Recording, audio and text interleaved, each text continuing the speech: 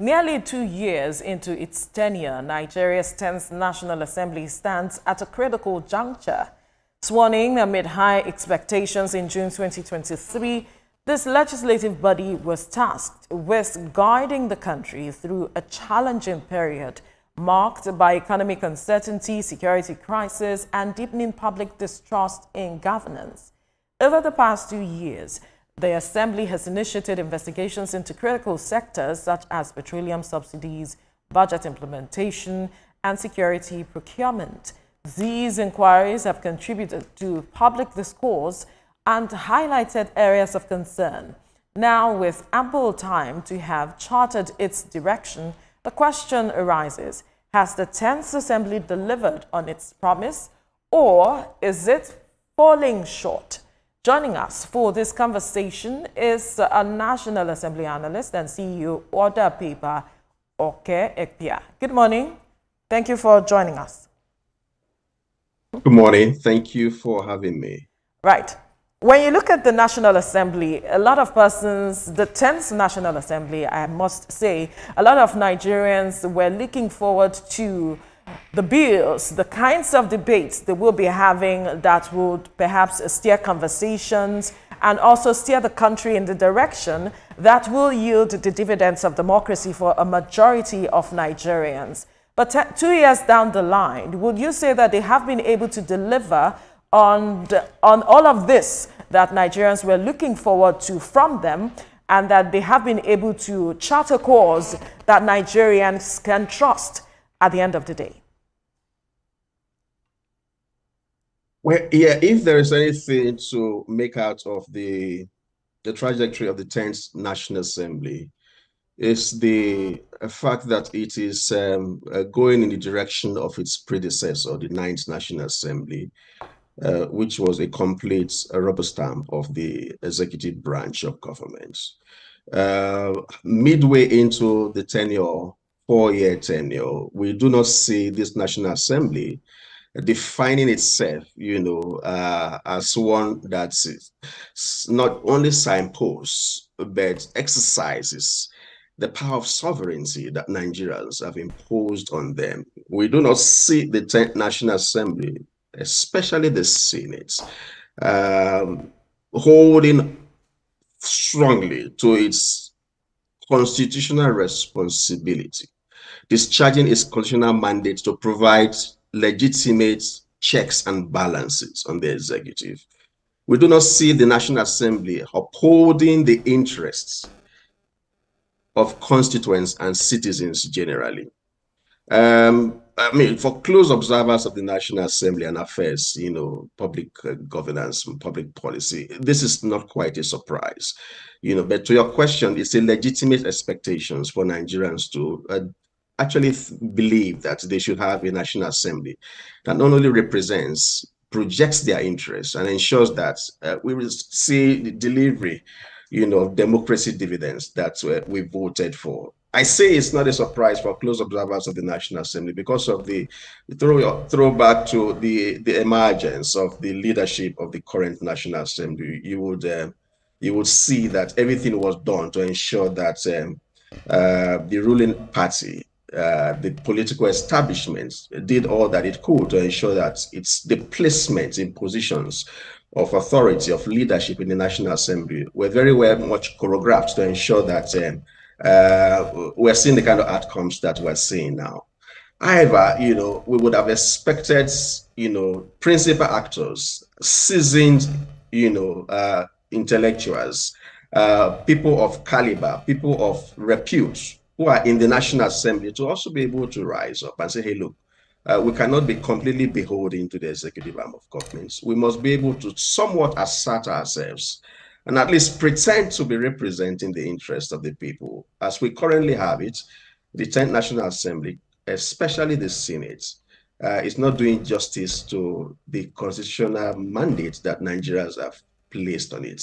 It's not doing justice to legitimate expectations of Nigerians who are hard-pressed in various ways and forms, cost of living crisis, inflation, poverty, degradation of public services, they are not living up to the expectations, especially against the background that we have an executive branch of government.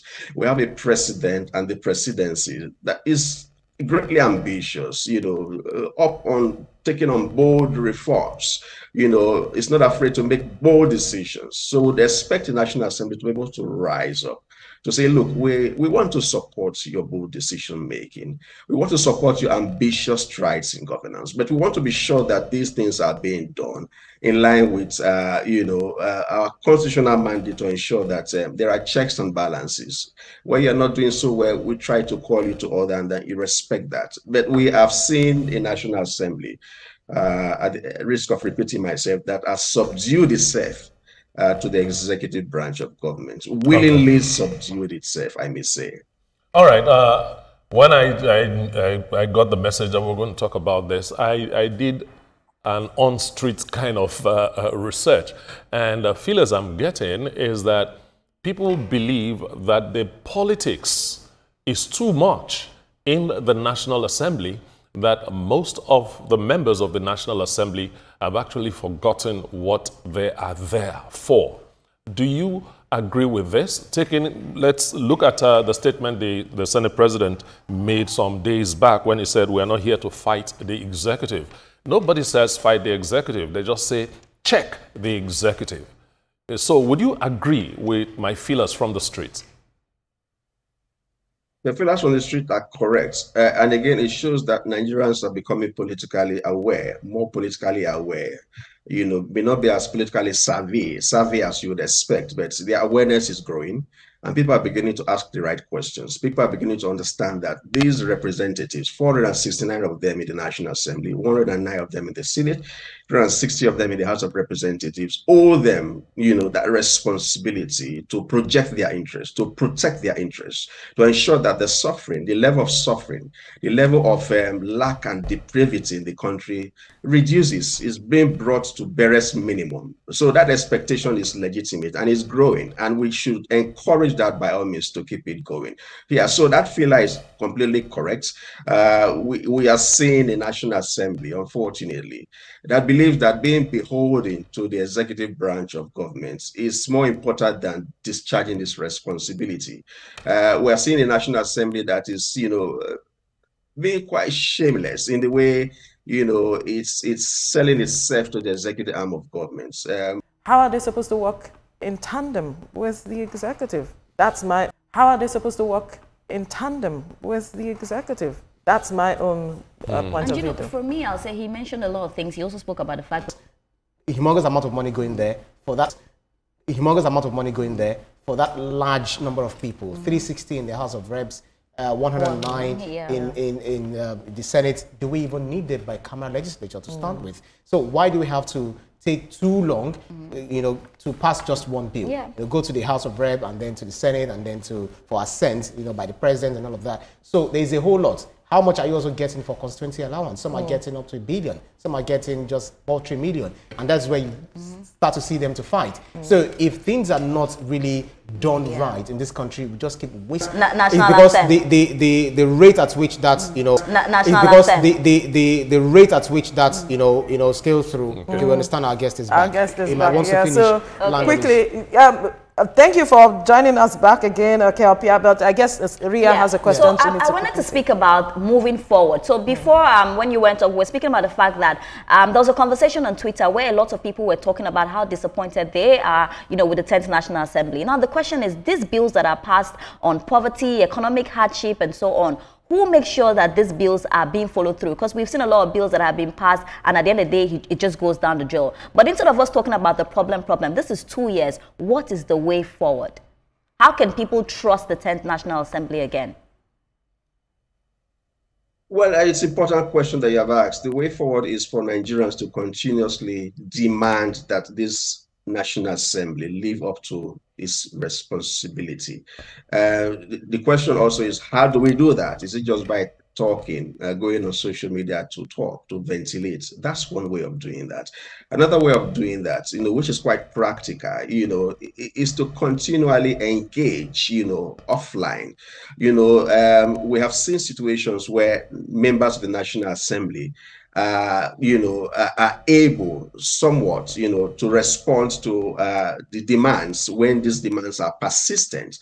So we want to see citizens, letters, want to see citizens continually, assess members of the National Assembly whenever they come home. If they are in the National Assembly, you have access. We want to see citizens ask them the right questions. We want to have citizens say, look, we are aware that these bills have been proposed by your good self. Great. But what are these bills for? What do they represent? Have you consulted us as your constituents before proposing these bills? Why is this bill a priority rather than this? Why are you proposing or nominating this XYZ amounts of projects in the budget as so-called constituency projects? Have we been consulted? Did you take our views before making those nominations into the budget? So we need to continually engage in terms of moving forward and looking for solutions, like you have said. What we do at Other Paper is to provide the information. We provide the data. We provide all of the stories and the reporting that you need to be fully aware of what's going on in the National Assembly. We call on citizens. We call on civil society, civic groups, community-based organizations to use the data, use the information, begin to ask the right questions, continually demand, there has to be that eternal vigilance, because that's the price we have to pay for our democracy. Because, where we are now, 25 years plus down the line of unbroken democratic practice since 1999, a lot has gone. A lot of sacrifices have been made. We cannot allow all of that to, be thrown, through the drain by some individuals who, unfortunately, are not living up to expectations. So we must demand, the media must continually, ask the right questions, continually demand performance, like this kind of conversation we are having. They are listening. At some point, what we have to give, we'll have to give. And of course, essentially the power of the thumb, we can always use that when it comes to it, during the elections. We usually provide that performance appraisals of members of the National Assembly. So you see the number of their scorecard, performance scorecard in terms of lawmaking representation. You use that information to be able to decide whether this person, this honorable member, this distinguished senator deserves to come back for a second term or not. So, it may not be easy. It may not be a walk in the park, but we must continually engage, these members of the National Assembly. Another thing I would like to say is to also call on the presidency, the executive arm of government. He's a Democrat. He's one who's had, his days of glory in the making of our democratic practice. He also needs to be able to allow the National Assembly, or demand that his agents, his officials, allow the National Assembly to breathe. I say this because there have been many examples where members of the executive, ministers, heads of agencies and departments, completely ignore, contemptuously ignore summons and resolutions of the National Assembly. Because when we say the National Assembly is not doing what it should do, sometimes it's also hamstrung, by the refusal or by the negligence of the executive branch of government to obey and to comply with resolutions and to even implement laws that have been passed. It's on record that there have been several resolutions and summons to certain agencies of government, including the FIRS, including the NNPC that you were talking about before I came on the show, including several of them TEFON. They don't show up for someone. They don't engage with the National Assembly, the legitimate representatives of the people. So it's also, it's important also that our dear president calls on his appointees, to work with the National Assembly, to obey resolutions, and to comply with summons, so that, side by side, we can have a full performance of that checks and balances of the executive arm of government. Right. That being said, there's been growing call on the way we spend our natural resources, on overbloated workforce, politicians, the amount of money they take home. For instance, with that rising cost of governance and legislative efficiency, that call was made by former President Olusegun Obasanjo, saying that why do we need bicameral legislature? We need just unicameral, because this, arguing that a single chamber could reduce duplication, waste, and delays. On the other hand, the proponents of bicameral legislature are saying that no, we need bicameral because of legislative oversight and providing necessary checks and balances, broader representations, especially in a diverse federation like Nigeria. But exactly where do you stand in this debate? I think that we miss the points with due respect to the proponents of a unicameral legislature when we say that cutting, the size of the legislature will help us save money. You know, if you consider the percentage of the budget of the National Assembly compared to the overall picture and to what some other agencies and departments of government get, you would see that that is not the right advocacy to make. The National Assembly, how much of the national budget does it consume? And when you look at the budget of the National Assembly, 150 billion, whatever, it varies, 200 and something, it varies. What is the size of that given the National Assembly? And you have to look at what composes the National Assembly. It is not just the membership of the National Assembly. It has a bureaucracy that it has to cater for. It has agencies. It has the National Institute for Legislative and Democratic Studies. It has the National Assembly Library Trust Fund. It has several other agencies, the National Assembly Service Commission. It has a full stream of, civil servants, legislative aides.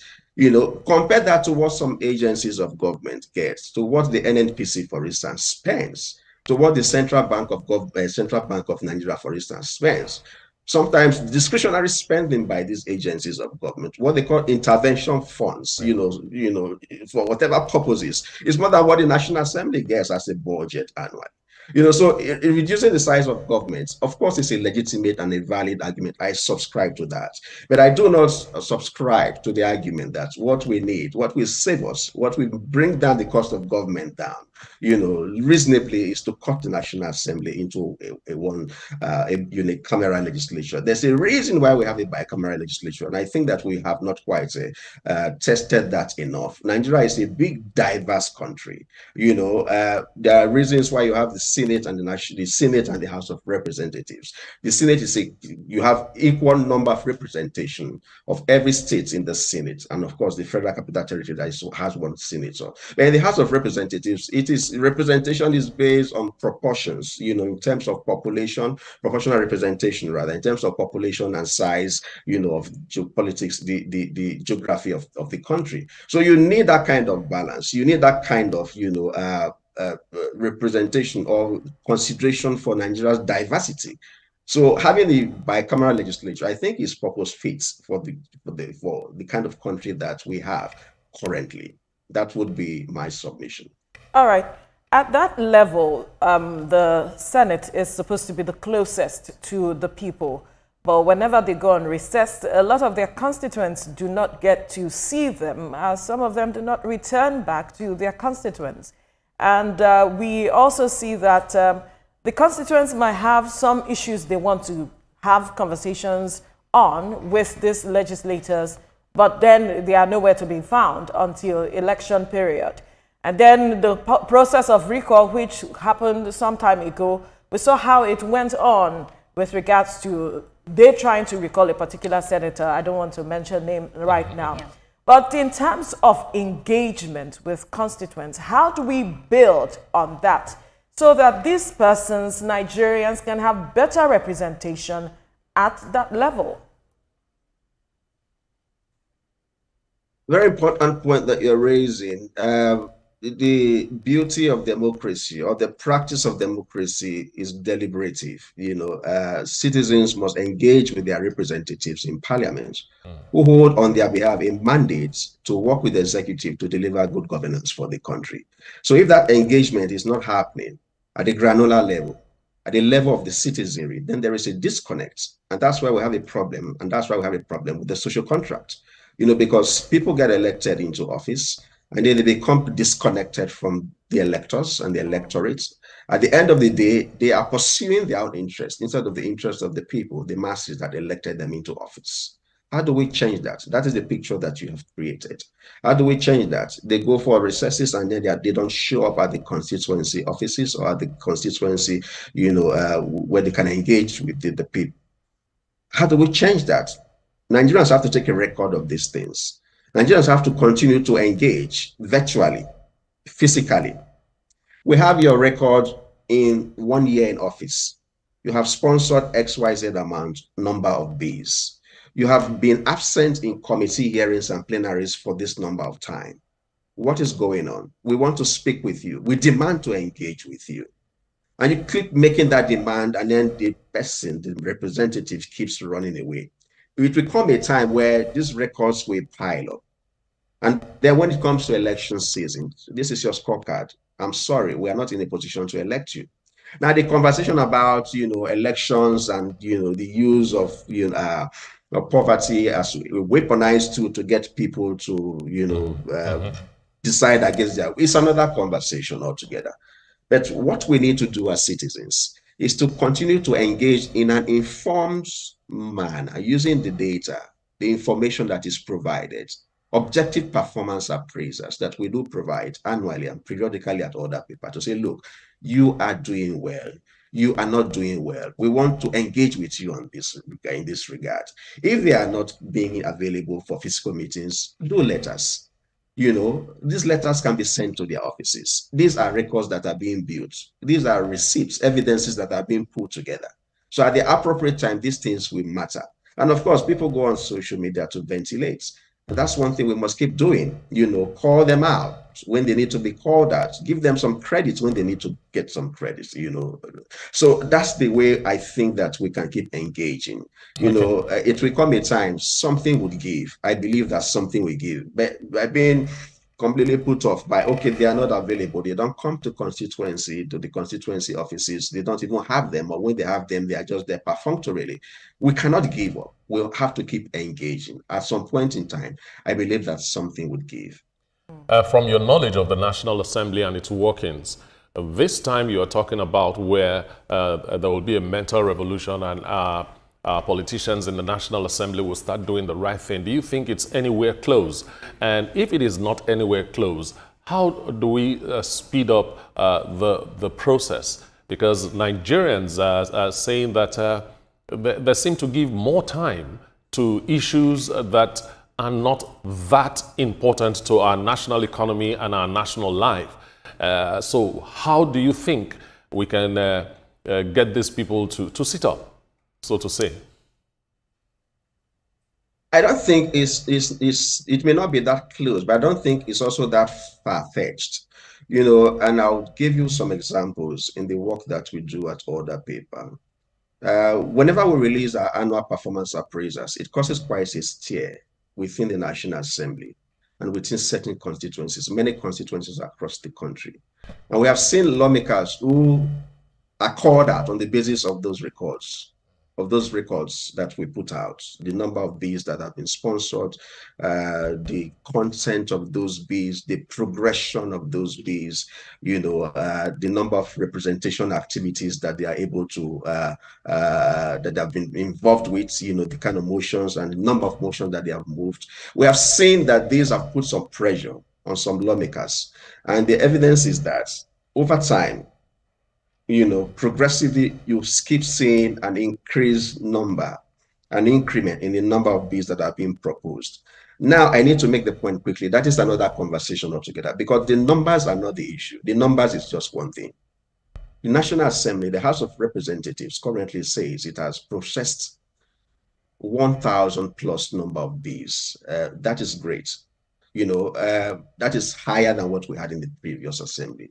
That's the kind of evidence I'm talking about. But the numbers are just one thing. What is the value of those numbers? What is the value of those bees? By the way, in the first year of the 10th National Assembly, the increment in numbers, we also saw that is as a result of a recycling of bees. So 32% of the bees that were proposed in the first year of the 10th National House of Representatives were recycled from the previous assemblies. In the Senate, it was 54% of bees that were recycled from previous assemblies in the first year of the 10th Senate. So you see, yes, there is that push, there is that pressure to, okay, look, we have to deliver.